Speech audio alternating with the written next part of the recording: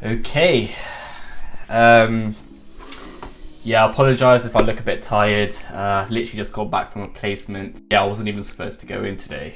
Yeah, I completely forgot that I had my day off. Anyway, let's begin with this video. This video is basically answering the question, why this university, or why our university? And you might be surprised to know that this question is actually quite common on interview day. And it's definitely stumped many in the past. But all it takes is a little bit of research to really stand out from the rest of the competition. In this video, I'll be telling you all the different aspects that you need to incorporate when it comes to answering this question on the interview day to really stand out and separate yourself from the rest of the crop. So let's go.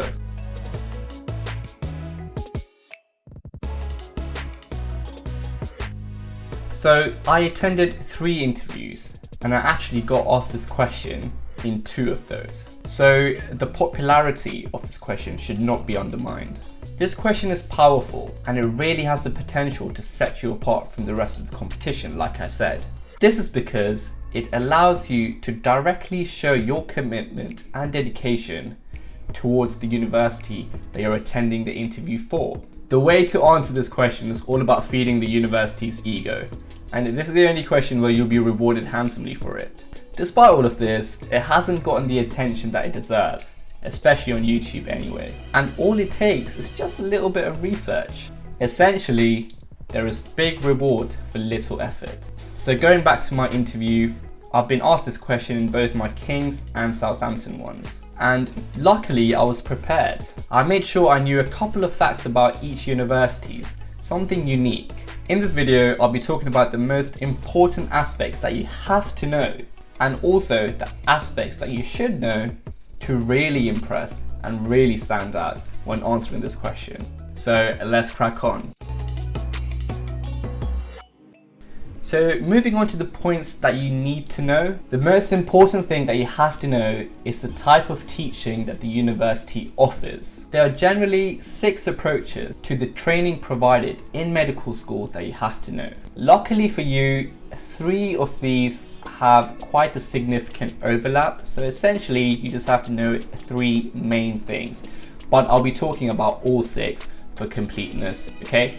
So the first one is a traditional structure. So this means that students begin their training with 1.5 to 2 years of preclinical work, which essentially means it's lecture based. This is then followed by the clinical phase, where students are expected to go into hospitals to use their theoretical knowledge and put it into practice essentially. The second type of teaching is an integrated or a systems-based approach. What this means is that it's a system-orientated study where the university goes through, for example, the cardiovascular system first before moving on to the respiratory system and then the gastrointestinal system and so on and so forth. The integrated courses are actually the GMC's recommended structure when it comes to learning medicine. So instead of teaching anatomy, physiology, pathology as separate structures, the idea is to integrate all of these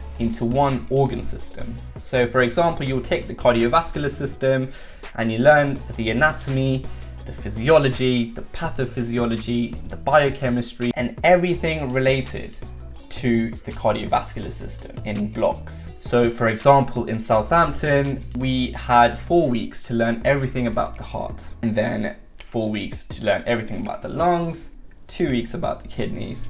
You get the idea. So as I previously alluded to, Southampton uses this, and a lot more universities are starting to implement this type of teaching into their medical degree. However, I would like to stress that structures are constantly changing and evolving. So what I say now might not be true next year, for example. So it's always good to do your bit of reading right before you walk into the interview. For example, Cardiff now uses something similar to problem-based learning called case-based learning. And I'll get into both of these in a moment. Now moving on to problem-based learning, or PBL. I'm sure some of you have already heard about this. PBL is very patient orientated. So this means that students can be expected to meet patients face to face from the beginning of their medical degree. So here, students are given case-based studies to work and learn from, guided by group work with a personal tutor or facilitator, as well as self-directed learning. So PBL is an open inquiry approach where facilitators play a minimum role and do not essentially guide the discussion. So it's quite student-led. There are now very few UK medical schools that rely heavily on PBL to deliver their curriculum. Nowadays, there is a more blended approach with the interaction from facilitators and the provision of lectures and seminars to support the individual's learning. This is essentially what CBL is, which I'm going to be talking about now. By the way, from my research, the last thing I checked, the universities that follow a CBL approach are Liverpool, Manchester, Glasgow, Queen Mary's, Sheffield, Kiel, Hull, Kent, Bath, and East Anglia. Now, the fourth structure is case-based learning, or CBL.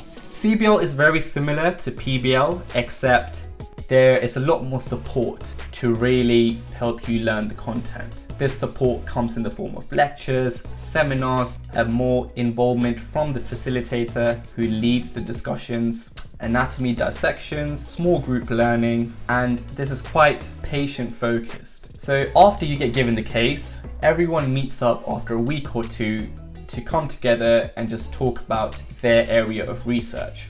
The universities that follow this learning structure are Liverpool, Cardiff, Glasgow. Glasgow's a bit complicated because I believe they have the CBL approach throughout phase 3 from September to February, I think in the third year, and also Southampton. The fifth one is an inquiry-based learning, or EBL, and this is closer to PBL than CBL, where again it's very student-led.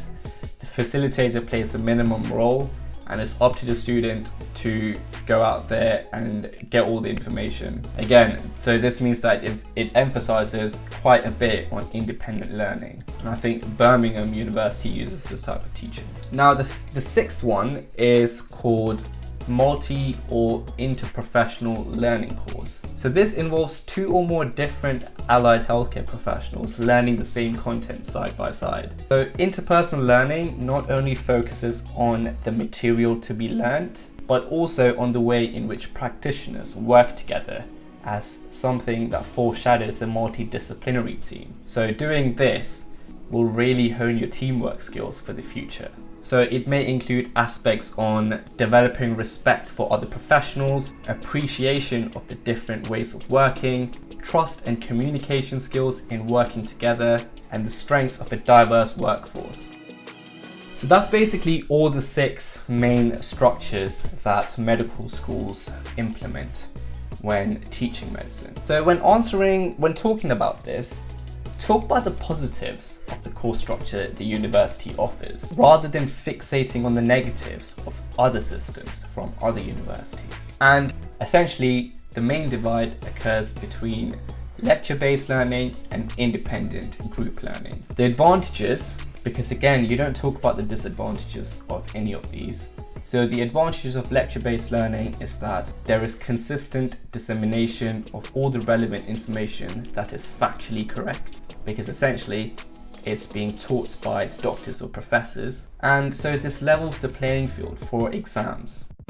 In problem-based learning or case-based learning, where you have to work in groups and it's your responsibility essentially to research and come up with the right information, working in small groups helps build teamwork skills and make it clear that you're really passionate about doing medicine in that university by saying, for example, I'd be delighted to have the opportunity to study here.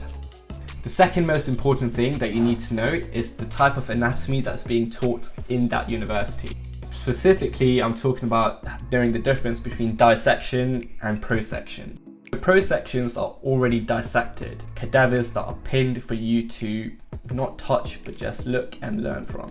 Whereas dissections is a lot more hands-on. You get presented a new cadaver where it's your responsibility to dissect the body from the superficial layer onwards. So the pros with dissection is that you get to work in a team and you allocate different roles in the group week in and week out. So you have the dissectors, you have the person reading off the book, giving you the instructions, and then you have the rest of the group members trying to learn from the body, and you sort of rotate around on a weekly basis. The second advantage is you learn how to respect the cadaver, and dissecting a real human body can be a very spiritual and humbling experience. The cons, you could say, is it's the student's responsibility to dissect very accurately, to showcase the structures from deep within. And it's usually impossible for the student to dissect and show the smaller structures like the nerves and the plexuses, and it's very time consuming. So all in all, it's very user dependent, and to have a good day, essentially the student has to be a pro at dissecting. So luckily I was fortunate enough to experience both of these.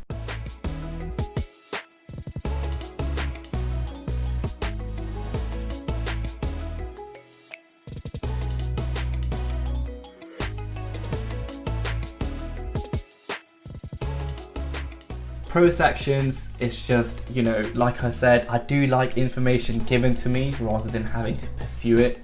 And you know the dissection are accurate because it's done by an anatomist.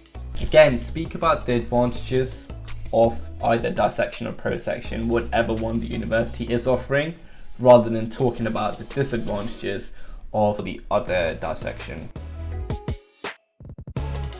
Now, these are the points that you should know, and if you do know that, it's going to look really impressive. And the first thing is talk about the extracurriculars or the societies for that interview. So here you talk about the existing societies that you'd like to join, and it's good to bring up what societies the university has to offer. So if you don't find any societies that appeal to you, spin that into a positive situation, and it's actually going to look really good if you say, oh, I'm interested in this, and I looked at the university website and I found that they don't offer this society, so I'm planning to set up the society in the future as a student of your university. And that's going to look really impressive, because not only that shows you that you've done your research, but also it shows your leadership skills and you're actually showing it. So this is how I really impressed. I remember this, and I got such a positive response from the interviewer. I got asked why our university, and I was talking about the societies, and I said that the university team is coached by a UEFA Grade B Southampton Football Club academy coach, and I even stated his name, and they was just so impressed. They were like, oh wow, really? Like, they didn't know about that as well. And I was literally educating them on their university, so it was great. So again, all of that information is on the website. It's on the student union website for that university. So just click on the society and just have a really short but thorough look, and you'll find unique information like this. The second topic is to know, not in depth, but the catchment area of the hospitals or the university. This essentially means the area of hospitals that you're expected to be allocated when you go off to your clinical placements.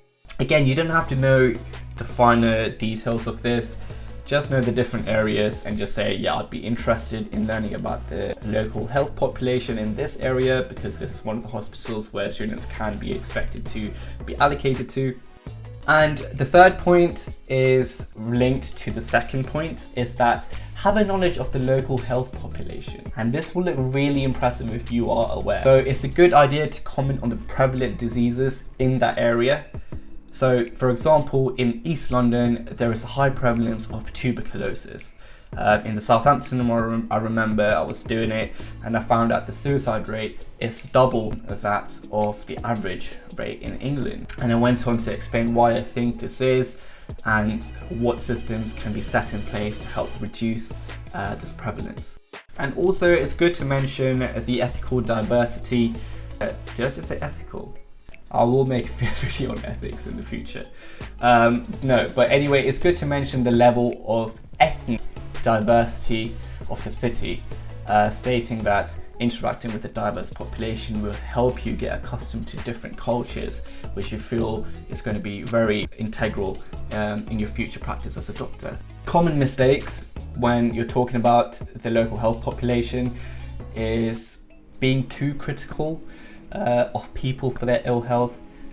People often suffer from conditions that aren't in their control, so don't have this opinionated approach when answering this question. Basically show empathy, and it's a huge part of being a doctor.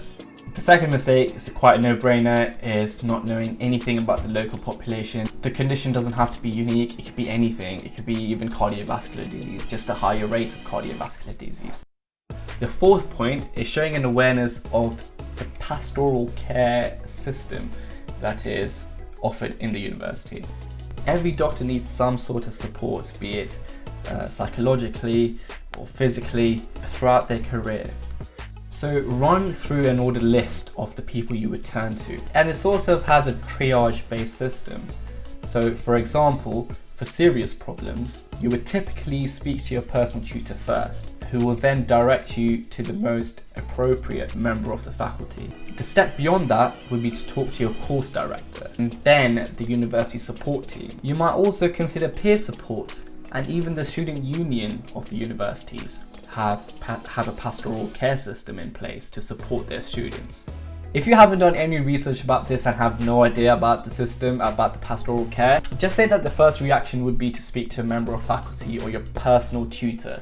Every student in every university is assigned a personal tutor, and just do your research for the next interview. Another good tip is, if you have experienced any sort of failure or difficulty studying in the past and you have overcome these, mention them when you're talking about pastoral care.